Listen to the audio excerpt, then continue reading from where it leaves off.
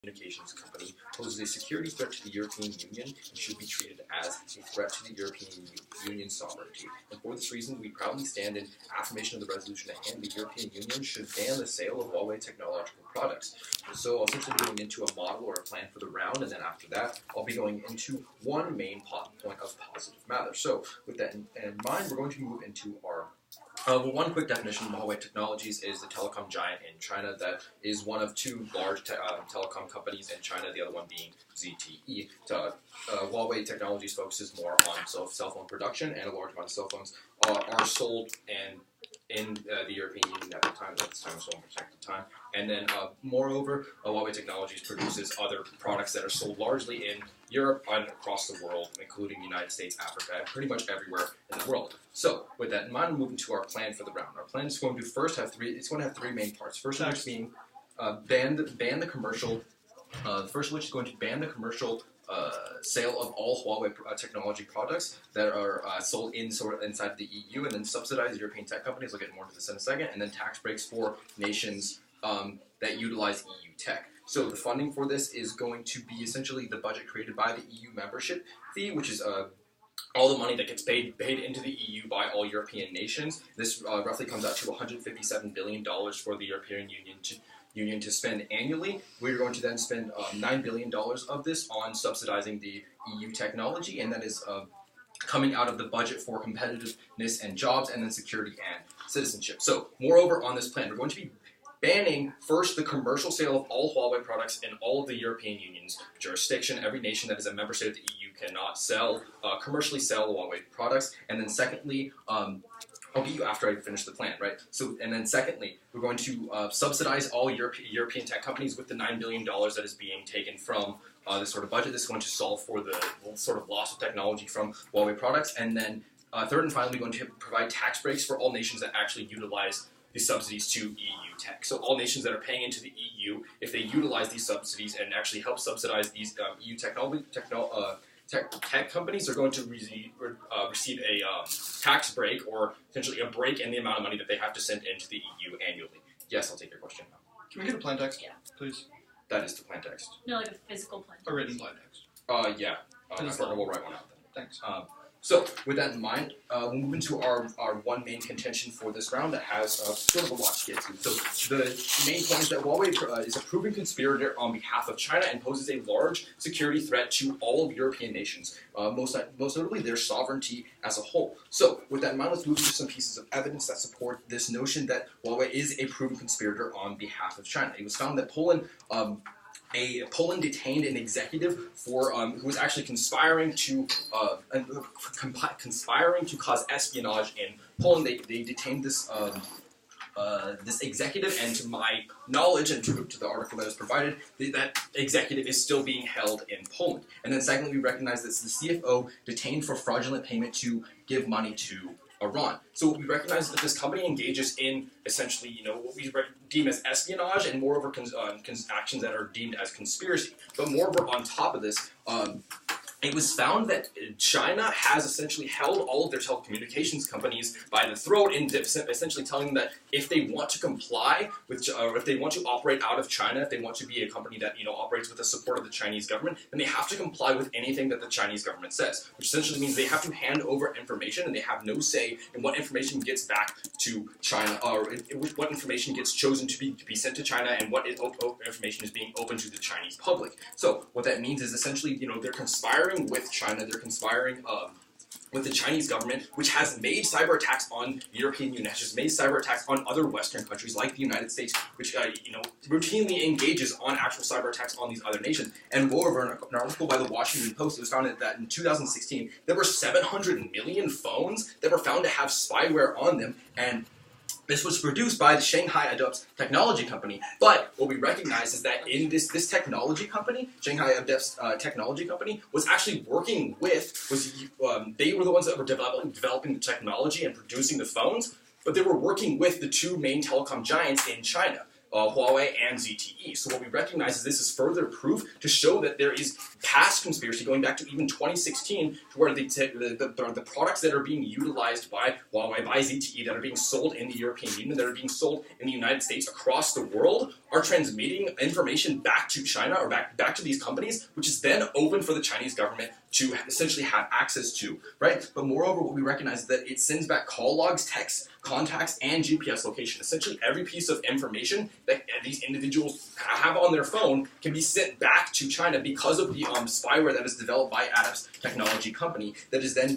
being utilized by Huawei Technology, and moreover utilized by these larger tech telecom companies in the European Union. So what we recognize, moreover, as a warrant for this is this poses a clear threat to European Union sovereignty, and moreover to the safety of the citizens of the European Union. They have a right to privacy, and they have a right to have essentially telecom providers that aren't going to be stealing their information. I mean, obviously a large amount of technology companies take information and use it for ad purposes, but what we're talking to here is that we don't necessarily want all of our information, especially in the European Union. We don't want all the information that is on any sort of Huawei technology product being sent back to China, especially a nation that, where the relations between the European Union nation and the Chinese government are, wishy-washy at some points. We don't necessarily believe that it's a good thing for all this information to be transmitted back to the Chinese government. But moreover, because our main goal is to, one, protect European Union interests, and then two, protect the EU individuals, and third and finally, de-incentivize malicious business practices, right? This is where the idea of subsidizing these other companies comes in. We don't want companies that are engaging in malicious practices, like this idea that I brought up earlier with the CFO being detained for fraudulent payments for giving money to Iran. Essentially, he's operating as a mouthpiece or an envoy on behalf of the Chinese government. He's giving money to Iran so that they can get deals with Iran, and essentially are acting in a corrupt manner. We don't believe that it's important. We should incentivize this sort of behavior, and rather the EU and other nations should take steps to incentivize malicious and corrupt business practices like this. But moreover, maintain our obligation to protecting European Union individuals and the safety and privacy of everyone. Mm-hmm.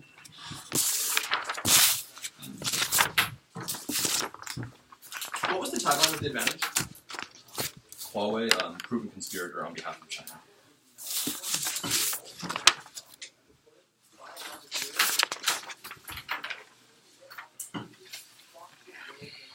4 off Ks.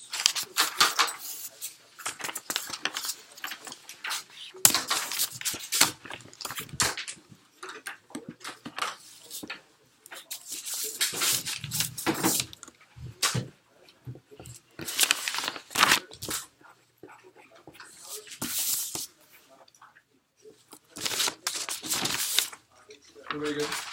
Yes. So it's now A is the interpretation. The affirmation key get one unique plan text or mandate. They should not have 3 plans. They literally ban the sale of Huawei products, which is the rest, which is all they should be allowed to do. Then they subsidize domestic European tech companies, and you heard the plan. They give tax breaks as well. This is really unfair. The violation is obviously, which I just read. They give 3 mandates in their plan. The first standard is on predictability. It's impossible to predict an infinite number of plan texts. If this justifies an infinite number of plan texts, there's no bright line now as to how many plans they can have in a given debate round, especially when they're only supposed to run 1. So, predictability is an internal link to education, because if they're unpredictable, then I can't generate substantive clash. If it wasn't literally prepping out subsidies arguments, or we weren't doing our prep time on tax breaks, it's a huge, massive prep skew on predictability, because we can't predict the amount of plans they're going to run if at the point at which they're going to concede that they're going to run more than 1. The second incentive is on unfair ground division, because if the neg wants to run a CP, we can only run 1 mandate in that, to be fair. But if the app can run 3 mandates, or maybe even more, then there's at no point is there fair debate, and that creates a highly unfair ground division. The first voter is obviously on fairness. It's highly unfair to pit 3 plans against 1, because the 3 is usually going to win just on magnitude and scope there. Then the next voter is on education, because we significantly reduce education, both because I have to run T now and waste time doing that, but also because they have so many plans that they can't even generate substantive clash on all of their mandates. So the underviewers that this is a priori, you should definitely be dropping the debaters for this, because they justify out-of-round abuse in the future. You can access the out-of-round impacts of making debate a better place. The first argument here is rules of the game. You have to set up the rules of the game before you play the game. Don't set an unfair precedent, which they can literally violate the rules of debate in the future, especially when they're only supposed to be running 1 plan text here. Second is that, on times queue, we have to waste time running T, which just makes it bad for debate. And then no RVS, because they create a chilling effect that you can't check back for abuse in the future, because it will disincentivize teams from running T when they find out they can lose on T. You wouldn't arrest someone for trying to follow the law. You don't give someone a medal for not being abusive. Like, RBI shouldn't be allowed. The second theory is on specificity. The interpretation is that apps needs to specify, like, if they're going to generate a numbers game and they're going to play a numbers game, even if they win the multiple plan text, they need to, like, specify what European tech companies they're going to subsidize. That's huge. There are thousands of European tech companies right now, and they don't even give you the amount that they're going to subsidize them. They don't even, like, they say that $9 billion would go to X number of companies, but they don't tell you what that means. They also don't, like, the second violation, is that they also don't tell you, like, what tax breaks mean for, like, nations who utilize European tech. We don't even know what, like, utilizing means, so it's really, really vague. And then they don't even tell you what the tax breaks are, how that offers a clear incentive. So the only standard here is ground. Obviously, they can just, like, generate way more ground off their vagueness than we can off of it, because they have some kind of concept in their head as to how much this is going to solve, and they can relate to you how much it's going to solve, but we have no idea what this does because we don't actually know what they're advocating for, on the point at which they're giving, like,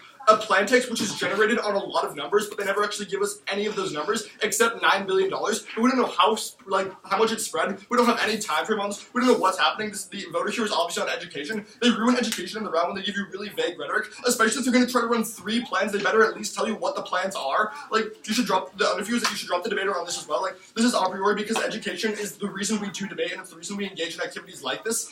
And as such, if I have to waste 3 minutes of time reading all this theory on their, like, really abusive plan, then that's going to really hinder debate in the future. They should definitely be dropped for this. Please sit down and write a question. Like, this is TOC. The recording of this round gives the solvency that it will go to people and show people that extra topical plans that are extremely vague shouldn't be allowed in TOC in the future, please. Even if it's supposed to be, like, a more lay TOC, like, this should still be considered in the RFD. Okay, the disadvantage is that this hurts the European tech market. Uniqueness 1, according to the Global Times, banning Huawei has 2 immediate effects on Europe specifically. 1, it delays 5G service in the region significantly. So delays 5G service in the region significantly. And 2, it slows AI industry growth because, like, Huawei is leading the market in AI specifically in Europe right now with things like the P20 AI camera, which is being utilized in most photography studios that are high tech. And they plan to explore further AI development specifically in things like medicinal practices. The second uniqueness comes from the New York Times, which finds that in Europe, over 1/3 of people rely on Huawei's technology. The little A here is that 40,000 jobs are in research and development alone in the European tech sector because of companies like Huawei, where over 1/3 of people rely on Huawei's technology. And 2, the majority of phone users in Europe are using 4G technology from Huawei, but they want to start distributing 5G technology. So the link here is that banning Huawei means there's no demand for Huawei technology anymore, which means Huawei can no longer distribute their technology to people of Europe. So the first internal link is on no 5G service. Little a is that Europe recently suffered a major 4G network breakdown because it's extremely outdated and Huawei can't introduce 5G service anymore like they want to on the point at which you're banning them. Huawei has a really comprehensive plan to give people 5G service and they've outlined a way to do it. But if you completely rework the progress they tried to build over the last year, then you will completely shut down the fact that 5G service can be achieved in the region, and then you increase the propensity for things like 4G network breakdowns, which prevent people from making emergency calls and actually communicating effectively and, like, calling in sick to work. And, like, there's a lot of detriments to not having a phone in a given country, obviously. The second internal link is that other carriers would... I'll take it again. The second internal link is that other carriers would step in. The little a here is that if Verizon steps in, like they probably will, they say that after layoff at least 10,400 workers to just ramp up production on new phones because Huawei is not... Verizon is not prepared to take on things like the entire continent of Europe right now. If they would actually have to, like, ramp up production and create so many phones, the phones would A, probably lower quality because they'd have to do it in such en masse and so quickly to fill that void before any other carrier does through the competition, and B, they'd have to lay off tons of workers, literally 10,400. Subpoint B on other carriers would step in argument is that Nokia and Ericsson are 2 carriers that would also maybe step in, but if this happens, they were some of the most expensive consumers, and the New York Times finds that consumer prices could go up 900% if other carriers were allowed to go in. Look at China right now, where like Europe under Huawei technology, where the price of a phone bill per month is like $7 to $10 in US money, which is extremely cheap, and that's why so many people can afford it. But when you allow other carriers to step in, you drastically increase their expenses because you're operating on an American price scale that Europe will not be used to. The third internal link is that Huawei will start laying people off. The little a here is that 40% of global infrastructure market is owned by, run by Huawei right now in the tech sector, and they would need to lay off thousands of people, especially in their R&D field. R&D collapse. And then the fourth internal link is that the AI market would be extremely hurt. The little a here is that 700,000 successful diagnoses of, I believe it was heart disease, right, Sienna? Yeah. Yeah, in America. And schizophrenia. It's schizophrenia. We're successfully diagnosed because of AI and things like hospitals. So Huawei wants to introduce more technology in, like, AI technology specifically in places like hospitals, but if you ban the sale of all their consumer products, that means hospitals can no longer buy Huawei products, but AI is uniquely beneficial at things like diagnosing diseases, so the impact here is lives.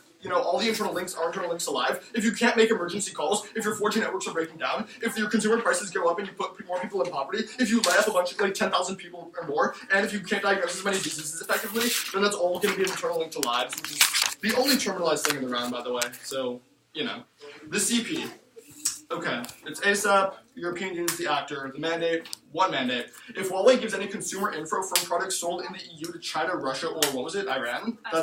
Saudi Arabia. The EU will sanction China's tech industry significantly according to a proportional amount, due to the inflation rate, which would harm China the most, according to what is commonly referred to hurt China. Basically, oh god, I have so much more to use. Okay, so yeah, China will be sanctioned if they start selling off this data. The advantages on preventing hacking, do you think this one, sanctions bring international attention to issues which forces change? U.S. sanctions helped apartheid in South Africa. We see that the second unique is that multilateral sanctions are effective. One, if a country cannot find another trading partner to get around sanctions, it is forced to comply with this. The link here is that the threat of sanctions will be an effective deterrent against Huawei sharing because they cannot afford to lose money in their tech industry on the point at which they might already lose things like Europe as buyers. Something like Australia and a bunch of people already banned Huawei. Then on the internal links, we see less hacking, and then on the advantages going to cover this, the CP solves the entirety of the app because the entire app is predicated on the idea that right now Huawei is corrupt, but we literally outline a CP where if they outline corruption due to technology that's already being sold, they get significantly sanctioned. Under view to their case, they have no terminalized impacts. You couldn't be voting on this. Vote on T first, vote neg.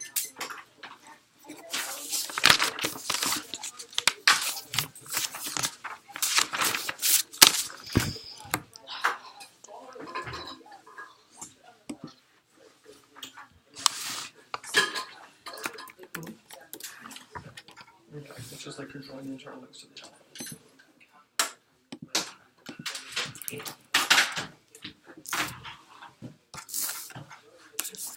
Judges ready? Yeah.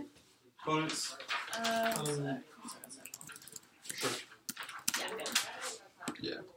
What's the order going to be? I'm just going to be going, I'm going to address the T first, and then go down straight refutation on your case. And then yours, right? Yeah. Okay. Alright. Time will begin now. What we have to understand this round today, right off the bat, is that negation believes in doing things the wrong way, the Huawei as it was. But let's get into the T as they lay it out. Right? The general idea, the violation, the grounds on which they want to run the T is that of education. That somehow having a three-pronged plan therein violates and has multiple mandates. But what we have to understand about the three prongs is that they're uniquely interconnected. It's not so much this is our three different plans, but here is our three steps in order. The basic thing that they bring up here, and the predication of most of negation's case, is that just simply banning the sale of Huawei Technologies is going to cause XYZ issues within the European Union. What we have to understand is that that's a given in any time when you ban a product and don't have an alternative. So the idea of our three prongs is perpetuating the alternative. And the idea that negation has to bring forward is why the existence of Huawei in the European Union is uniquely a good thing. Right? What we're telling you on the affirmation, not this time, please, what we're telling you on the affirmation is that the existence of Huawei is not entirely necessary. That Huawei, by being in the European Union, does more harm than good in a way that doesn't need to exist. So the basis of the affirmation grounds, the basis of education, is that they need to tell us why the existence of Huawei uniquely is a good thing, or at least not a bad thing. What we're telling you is that its existence is innately a cancer on the European Union that does irrevocable damage that doesn't need to be there. Yes? Don't we just have to prove the app false as the neg? Why do we have to prove that Huawei's technology is much better? You don't need to prove the technology is better, you need to prove the affirmation is false. That's correct. What we're telling you is that Huawei exists, that's a bad thing, and that all their alternatives exist, and we give you our three steps as to how those alternatives actually perpetuate and survive within the European Union. You come up here and tell us that the idea that we're having three different mandates, what we're telling you is that these mandates don't exist, they're not mandates, there's one mandate that has three different steps, not this time. But furthermore, it's at the discretion of the application of status quo. So the idea is that the general idea of predictability, right? An unknown number of mandates. What they have to prepare for during preparation is the idea that we're going to come here and we're going to say, we're getting rid of technology, and here's why. And the idea is that by getting rid of technology, something that they can wholly predict, that something else has to fill that void. The idea that affirmation would come in here, get rid of something, and put nothing else in that void is wholly reckless, and something that they should provide by themselves during prep is that something else is going to happen. right? The idea that we're just going to come in here and get rid of something and leave no other pillar of support is completely unprecedented at a tournament of this caliber. But furthermore, let's talk about the funding, right? The very idea that we start off with is 9.3 billion euros, that being part of the basis of the EU budget for competitiveness, for growth, security, and citizenship. They tell us to who, right? They tell us that our plan doesn't clearly outline who this is going to. We tell you exactly that this is subsidizing European technology companies. The idea that we're getting across here is that, much like the status quo, right? It's the idea that you want a subsidy in the European Union is done via application. Right? If you are a tech company who feels like you meet the requirements of a subsidy, then you apply for that subsidy. That's the way it works in America. That's the way it works in the EU. That's the way that it works globally. Right? If you want a subsidy that you feel that you are entitled to, then you go to the government and you say, look, here's my tech company, this is what we make, this is how we are different from Huawei, this is what we are doing. And the government goes, yes, no, here's your money or not. But furthermore, the idea is they talk about in our third prong, right, we bring up the idea of tax breaks. They say how much? They say that we're not clear. Well, the reason we're not clear is because the EU is a great big organization, right? The EU VAT tax, right, that's exactly what we're going to be giving tax cut to. It's different for each country. So the idea that we had to come up here and give you a specific cut for each amount of country doesn't quite make sense, right? The EU VAT tax, it's subjective based on country. Places like Luxembourg have a 27%, or have a 17% EU VAT tax. Places like Hungary have a 27% VAT tax. So the idea that we could throw a blanket statement on all those countries and treat them not as unique individuals, but as a collective doesn't quite make sense. And the idea that our plan has to be so precise as to tell you each individual country also violates the terms of debate, because really that's not going to be very educational. The idea is we are giving tax breaks to these countries that help European tech companies. But moving on to the negations case, just going down the flow on the big dissent, the idea of it delays the growth of it delays the growth of the 5th generation network, that it delays the growth of cameras and AI, yes. So to be clear, you're not reading any sort of counter-interp or conceding, you concede that you violate, you just say that it doesn't matter if you violate, right? No, what I'm telling you is that there was no violation. Your idea that I have 3 mandates, that's what you called your violation. I prove that it's not 3 different mandates, instead of 3-step mandate. That's a counter-interpretation. If you want me to say counter-interpretation, it's 3 steps, there you go. Okay, moving down the flow, right? The 5th generation network, cameras, and AI, these are really non-unique. Yes, Huawei in China is a leader for stuff like cloud technology and AI, but as we see in the status quo, they aren't necessarily a leading company for the development of these technologies within Europe. Furthermore, what we have to understand is that they bring us this idea that 1/3 of workers in tech in the EU work for Huawei, but what we present to you on the affirmation is that as new carriers come in, which are incentivized A, by the demand in the market that Huawei leaves, and B, subsidies from this plan. What we understand is that these new carriers are going to come in and replace these jobs, right? Just because we're getting rid of a supplier in Huawei doesn't mean that the demand automatically goes away, which is something that we have to cross-apply to the other uniqueness, the impact that they bring. That other carriers will increase the price, right? The biggest thing they talk about when they sidestep Redlands and talk about Nokia is that the Europeans are now going to have to pay American prices for their cell phone carriers. But what we have to understand is that when we're looking at basic economics, when we're looking at the way that the capitalist market works in this world, right,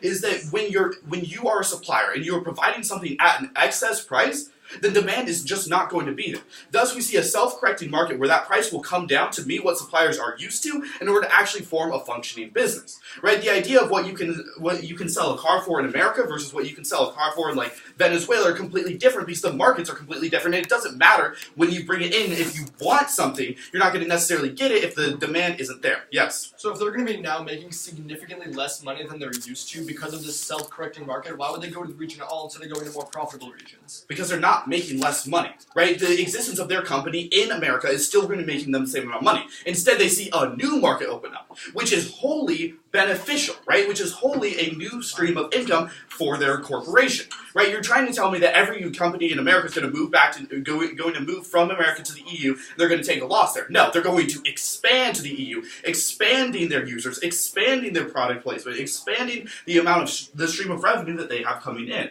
But furthermore, is the idea that we perpetuate the 4th generation breakdown of networks. What we have to understand is that the 5th generation network, the 5G network, is an industry standard as we see it now. It's something that all industries and carriers are working towards actively, not just Huawei. So don't let them paint you to this picture that only Huawei is going to be the people leading this charge. What we have to understand is that the 5G standard is still being upheld. And in places where it already is in Europe, it's not going to go away simply because Huawei left. Not this time, please. what we have to understand, and I have to get straight through this, is that like the idea of layoffs, the idea of all of these things is predicated on the idea that no new carriers are going to come in, and that if these new carriers come in, they're going to be doing a lot worse than Huawei is, but we simply don't buy it because they don't paint us an actual narrative as to why Huawei is intrinsically different than any other carrier. They just tell us it is, and they just tell us what Huawei does in the status quo, and says that other people can't do. But what we have to understand is where there's a demand, there's going to be a supply to be met. Onto their counterplan, the base of their counterplan is just putting sanctions on China when they're found meddling. What we have to understand is that sanctions, A, are bad for the people in China, right? We already see that people in China are facing a number of humanitarian crises, and they don't need the iron fist of like America or the EU clenching down on their throat because of something that their government is doing, right? You're not this time, please. What we're seeing is that they are trying to promise us this growth. They're trying to promise us this solvency that they simply don't have. They tell us there's going to be less hacking, but they don't prove how. In fact, they're letting Huawei articulate inside the EU, which is only therein increasing the risk of hacking. And for these reasons, we proudly affirm.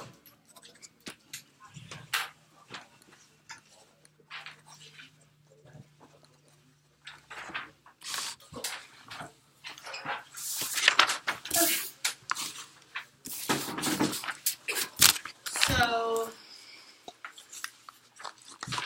alright, the order is going to be the T, and then disadd, CP, pretty much everything that's been read in order. So, T, off, on. Alright. Is everyone ready? On the interpretation, they don't provide a counter-interpretation, so the interpretation is still, like, there should be one plan, right? We told you they run 3 plans, basically. What they try and say is that it's 3 steps of one plan, not 3 different plans. The resolution allows for the affirmation to do one thing, and that's to ban the sale of Huawei products in the EU, right? Like, you don't need all of these 3 steps. The EU is able to ban the sale of Huawei products without also subsidizing domestic European tech companies. Like, if these subsidies didn't happen, they would still be able to ban the sale, yeah. Just all the mandates can exist separately. All of them can exist separately, therefore they're not like parts of one plan. At the point at which like one part is not dependent on another part to exist, they're not steps of a plan that need to be together. They're 3 separate plans and they're trying to call them steps in order to kind of sneak this in. This is really abusive. I would hope at like a high caliber tournament like this, we're not going to allow this kind of abuse, especially like on recording. Like I hope debaters don't see this video and learn that like that's something that's okay, right? On predictability, they try and say that like it's unfair to assume that they would do nothing other than the resolution. Like, does this sound as crazy as it sounds to me? Like, it's only fair to assume that the negation is going to predict that the affirmation does the resolution. Asking us to predict, like, anything else they're going to do is completely unfair. They could have done literally anything else outside of the resolution. There's no way we could have just, like, figured it out somehow and read their minds. Furthermore, if you think it's unfair to ask them, like, just to get rid of, like, the sale of Huawei products in the EU and nothing else, like, that's not on the negation. That's on, like, whoever wrote the topic, right? Like, that's not a problem that we're, like, putting on them. That's not some sort of thing that, like, we're asking them to do unfairly. Like, that's not on us, yeah. Their whole justification is that they, like, we couldn't have predicted that they would just leave it be, but then they also make the argument that other carriers would just come in anyway. Yeah, okay, so, like, their whole justification is that we couldn't predict that, like, we couldn't assume that, like, it's fair for them to say, like, they're just gonna stop selling this technology and then no one's gonna, like, come in and do anything about it because it's gonna be a huge mess. But then they say that other carriers are gonna come in and somehow be able to clean up this mess. It's really contradictory. Like, what we can say on predictability is, like, it's only fair for us to assume that the affirmation is going to do the resolution and nothing more. Alright, on ground, they say nothing. They concede the fact that, like, there's ground skew, so, like, we're winning on that. On the voters, they concede fairness, and they concede education, and they concede the underview. They basically concede that Jackson told you need to drop these debaters because of, like, rules of the game. Like, you need to, like, set up the rules of the game before you can play the game. And they agree that, like, it's a time skew. At the point at which they pretty much agreed the entirety, like, I just don't see how you can, like, vote for them. On no RBIs, they didn't run any, but they didn't say anything. On spec-T, right, so they didn't run any counter-interps. What they said on, like, the violation was they said, first of all, like, these people are going to apply for subsidies by just, like, applying. Like, that's how, like, they're going to get their subsidies. Okay, first of all, that's still really vague. Like, what companies are going to be able to do this? Like, what sort of parameters? They're just like, yeah, they're just going to, like, send in an application. Like, how does that work? This is really, really vague and not fair. But second, it's also really unfair to wait until now to explain this all to us. At the point at which, like, we're already in the neg block and, like, we don't have any opportunity for clash on this, like, subsidy process, that's really, really unfair. When they tell you that, like, the EU is a big organization that's going to be this VAT tax, okay, first of all, they didn't explain the VAT tax. Like, I have the plan tax, like, they didn't really, like, go into it a ton, but second of all, like, they wouldn't have to, like, explain this whole thing if they literally just, like, affirmed the resolution and didn't run extra T, yeah. Don't let them win on MG pivot, that's really abusive. Yeah, don't let them run on, like, MG pivot, that's really abusive. Like, they just come up here in, like, their second speech and they start, like, finally giving us all the information that we've been asking for right now, and like that's super abusive to do that because seeing as we're in the neg blush, we don't get to have any like actual like clash, and that really takes away from the debate. Again, they concede ground skew. Again, they concede education, and again, they concede a priori. So like they're literally agreeing that you should drop them. So at the point at which they've conceded twice that they're taking ground away from us, and they've conceded twice that you should drop them before you consider anything else, like I just don't see how they can win. They try and throw in something about the burden, saying that like the neg burden is to prove the inverse of the resolution, that like Huawei's a good company. Okay, first of all, like in a policy round, we just have to prove that like the affirmations advocacy is bad. Like that's the whole point of a policy round, is like the like affirmation advocacy and then like the negations either going for status quo or a counterplan. But second of all, like even if you don't buy that, we do show why the EU does need Huawei's technology. We just come up with a lot better compromise to make sure that like there is no more information stealing. Alright, on the disadvantage about hurting the European trade market, we tell you how it slows AI growth, and they say that like Huawei's not a leader in Europe. Two responses. One, this is just like not true. They don't have any evidence claiming this. But second of all, AI is still a relatively new field. So like even if it's not a European company, they're sharing the development, they're sharing the research, and like they're going to Europe and spreading all this. Yeah. They can see that Huawei has plans to introduce 5G faster than any other carrier. They can see that Huawei has plans to introduce 5G faster than any other character, and that's going to be a really big thing when we get a little bit into the internal links. On uniqueness too, we tell you how 1/3 of jobs in the EU rely, like there are 30,000 jobs that are like directly relying on Huawei. They said that these new companies are just going to come in and replace the jobs. Judges, that's like the actual problem. These new carriers are really bad. We don't want new carriers just coming in and replacing them because they're going to drive up prices, right? Like these new carriers are a really, really bad thing. On the internal link about there's no 5G service and there's a lot of problems with the 4G service that currently exists in the EU, they tell you that new carriers are going to uphold the 5G standard that exists in the EU because of Huawei. Judges, that standard doesn't exist. I think they missed the point of the fact that, like, the EU literally doesn't have 5G. Like, you know at the top of your phones it says 5G? Like, the EU doesn't have that yet. Huawei was about to introduce that and, like, had a whole plan to do that. And if we stop, like, the sale of their products, if you pass the affirmation plan, you completely prevent that from happening, and it's not going to be able to happen, and they're going to continue to rely on these 4G networks that are really bad, that literally make it so that people can't make emergency calls when they're in a dire situation. Next, when we talk about other carriers, they said that they're just going to be self-correcting and there's no price spike. Okay, that's just not how the economy works. Like, they don't give you any reason why this is actually true. The reason why Huawei's different, because they say next that we never explain why Huawei's different and so cheap, and I'll explain it right now, is that like Huawei's able to manufacture their products at a really, really low price. The way they got their start actually was making like kind of cheap knockoff products, and they actually got a lot of hate for it, but then like they started, you know, doing their own thing.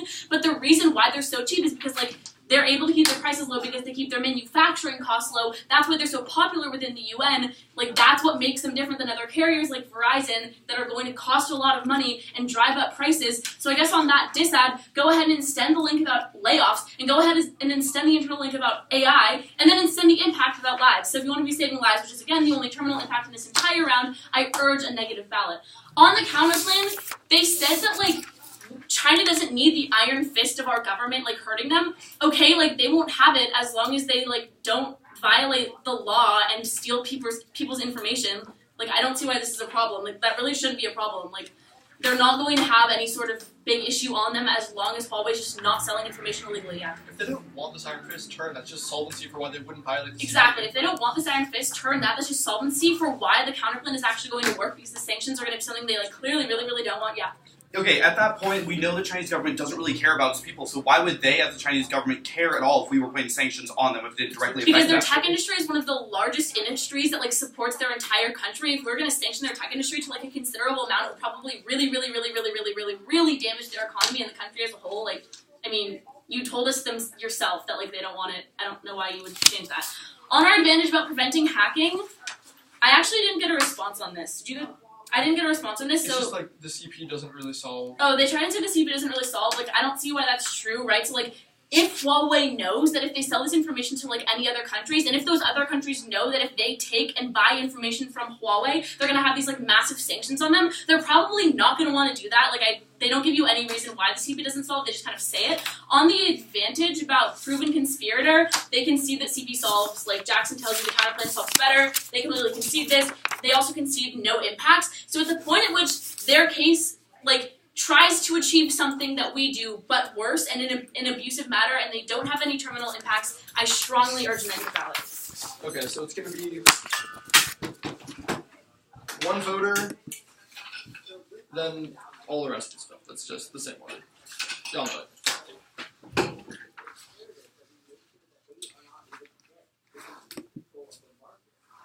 Okay.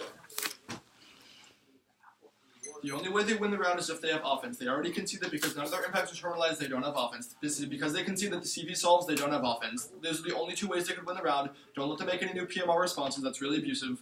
They literally can't win the round because they can only win if they have offense. Because even if you believe that they don't have offense, but we also don't have offense, at that point you just presume neg because the app doesn't meet their burden. Like, they can't win the round.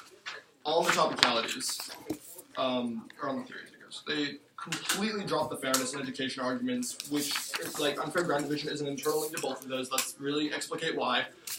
If you divide ground unfairly, then it's really unfair for teams who don't know how to respond to 3 individual mandates, and just, like, 3 mandates will invariably win against 1 in any given time, except for, like, you know, when they don't terminalize their impacts. Like, this is really unfair for the round. Rules of the game, you don't want to let them set a precedent, especially since this is on recording, that you can just run multiple plan texts around and then loosely, like, say this really ambiguous response about how no, they're 3 steps of the same, like, stimulus package plan.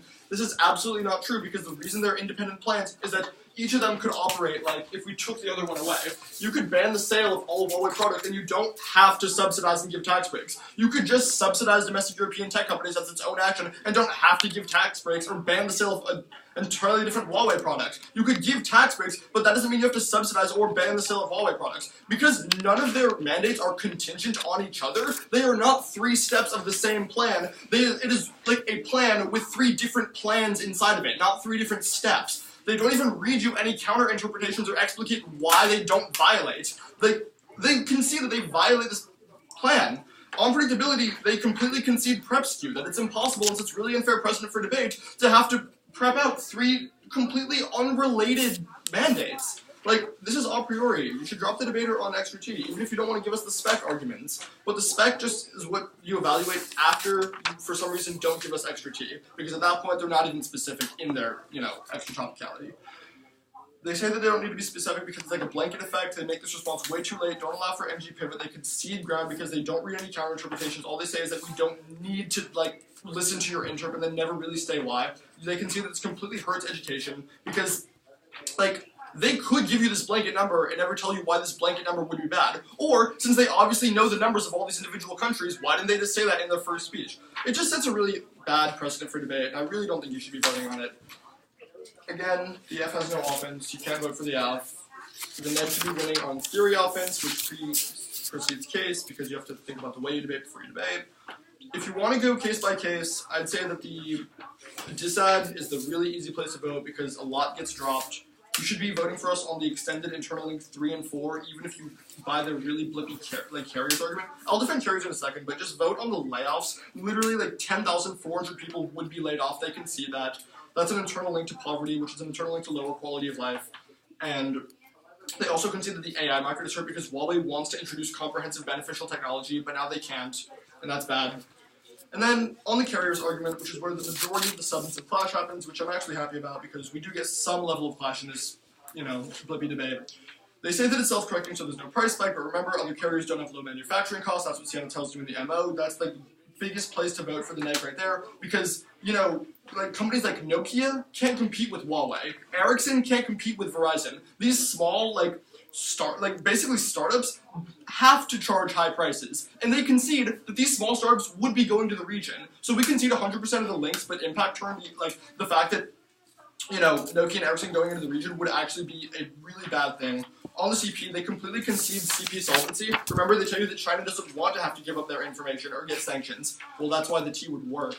Like, that's like just throwing under the pile of neg offense, which completely tripped the fact. Remember, for the overview, AF has no offense. Don't vote for AF.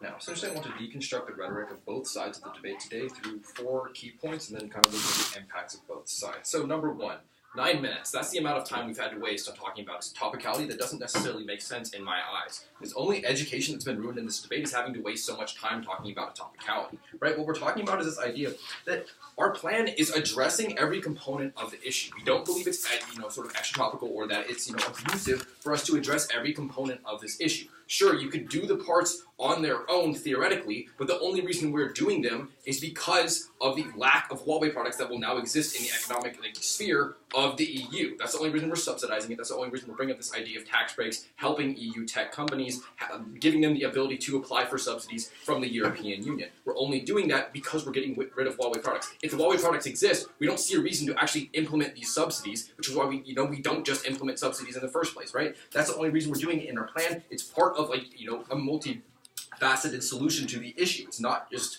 this idea of 3 different mandates that are completely different from each other, because they're not completely different from each other. They're intrinsically linked. Because we're doing one thing, we see that you have to do another thing to solve for the issue entirely. They should be able to foresee that in prep, that you want to be able to solve the issue entirely, not just throw one thing at the wall and say, there we go, we fixed the issue, right? So on this issue of topicality, we don't see it's a really big, we don't see it as the actual a priori voting issue in the round, but if you must vote on it, we see that the affirmation plan still goes through, and we should have a debate actually on the topic that we've been given. So with that in mind, let's talk about the state of spyware and espionage. 700 million, the number of phones that have actually been affected by spyware proven by the Washington Post, right, which is intrinsically linked to Huawei, was never addressed by the negation. They can see the fact that this idea there is that the Huawei products are actually affected by spyware, especially developed by the Shanghai Adupts Technological Communications Company. So what we recognize is that this company is utilizing Huawei and ZTE products, to essentially move their spyware and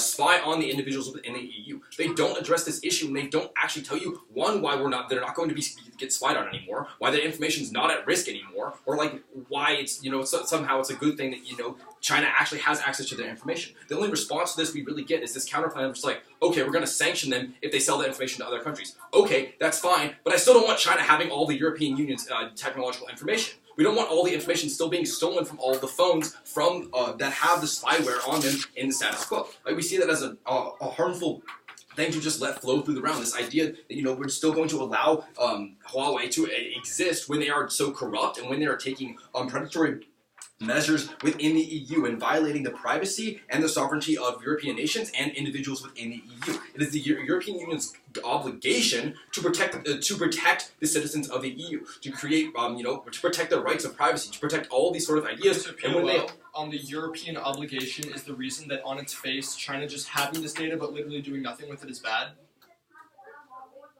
Well, I'm not sure what you're talking about. Okay, so the new argument that Europe has an obligation to protect its citizens from hacking, when you also consider that China doesn't even do anything with the data if the CP solves, is completely new.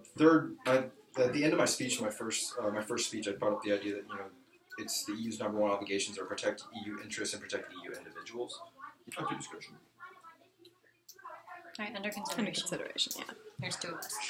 All right. It's 3 minutes, so we'll get an hour in. Okay. All right, time will begin. Now, so we come back to this idea of actually protecting EU interests. So the idea I'm getting at here is that the EU's number one obligation is to protecting their interests, and this is where we come to this idea which they call terminal impacts, and how we somehow have none of those, right? So this idea where we come back to weighing these sort of impacts that we've actually provided today. They come down to this idea of okay, there's lives that might be affected, there's jobs that might be affected, but I think these impacts are actually marginal or nuanced at best, right? They give us these ideas okay, there's some lives that are going to be affected because of AI, right? And then they don't give us any reason why other AI won't be developed, right? I don't think it's a huge point of contention in the debate. I don't think it's a strong impact or a particularly large impact that they can actually, weigh out in the round. And the 30,000 jobs, okay, I'll take it. 30,000 jobs might be gone. I believe that in the economic sector, there's going to be other jobs that will be developed in the end. But moreover, what we recognize is that the EU's number one concern is the interest for the citizens, the privacy of the citizens, and that obligation is being left unmaintained, and it's negligible, or it's negligent for the EU to operate where they allow Huawei, a company that is spying on EU citizens. It is proven that they are spying on EU citizens and that they are conspiring with the Chinese government to use this information. I don't know how, but they're using it and selling this information back to the Chinese government. We see this as a problem in the status quo, and we have to accept that this is going to happen, and they accept that this is going to happen. So on this, you have to vote on the affirmation. But third and final, we come to this idea of like the disadvantage of this, like the 5G companies and all this sort of being developed in the European Union. But as my partner pointed out, we don't see that like why this won't actually be developed in the future, or why they tell us that okay, Huawei is the one that has like this like comprehensive plan, which is fine. Okay, now that comprehensive plan is gone, well, like that doesn't necessarily mean that 5G is absolutely necessary for all of the European Union, or two, why other companies won't move in later in the future to actually develop it. Right? We'll take that, okay, yeah, maybe for the short term, there's going to be a problem with actually having Huawei develop this 5G, but like all this sort of development and sale that Huawei has, we believe that's going to be, like, as my partner points out, like it's going to be developed in the future, right? There's going to be, companies that move into this nebulous space that Huawei used to occupy. So for these reasons, we proudly affirm. Great debate, guys. Thank you so much.